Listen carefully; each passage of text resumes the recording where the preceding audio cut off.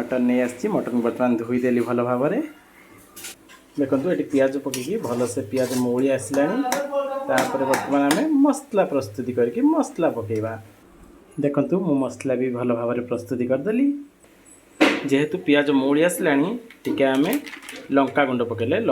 पकेले तार कलरटा ठीक आसीज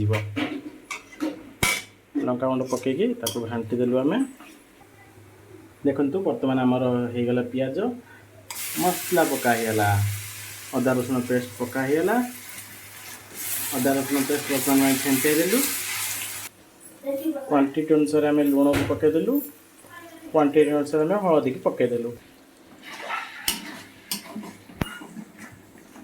देखो बर्तमान देखो आम टमाटो को काटिकी पीस पीस कर रखीदेलु देखो मसला जमी हो आसला आम टमाटो को पकईदेलु बर्तमान टमाटो को मिक्स करदेलु तापर मटन मसला को पकईदेलु क्वांटिटी अनुसार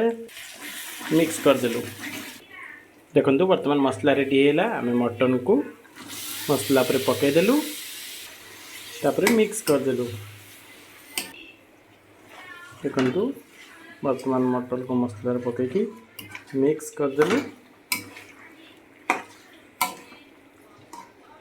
आपण मैंने कौ भाया रोषे करती मटन मसला कमेंट करेंगे निहाती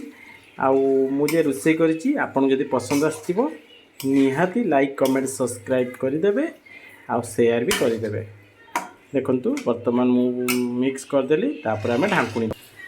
देखु मटन बर्तमान दर्शिजा है आलू पकईदे कहीं जेहेतु मटन बहुत समय सीझे ना से दर्शिजा है मु आलूटा पकईली आलू जल्दी जल्दी हो पुणी मिक्स करदेली सबकि की देखो भल भाव मिक्स करदेली ढांकुड़ी दबा आउ सिम करदबा सिम कर सारापर आम 15 मिनट छाड़ीदबा देखु बर्तमान आम कषा बढ़िया रेडी हो गला मटन कषा आम जे गरम पानी कर रखि ताकू पकईदबा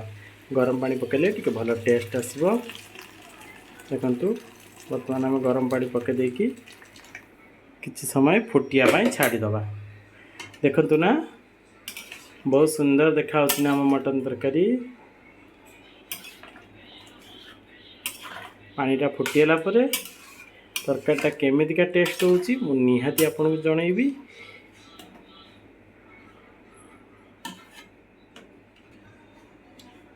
बर्तमान ताको ढांकुड़ी दबा किसी समय पुणी सीझा छाड़दबा देखु आमर मटन बर्तमान रेडी है फुटिकी कलर भी आसीगला देखु बर्तमान आम गरम मसला को पकईदेलु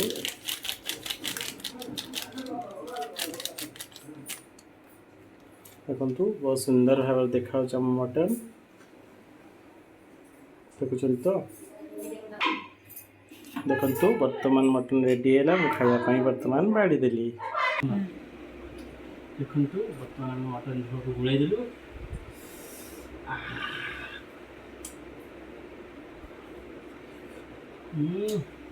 टेस्ट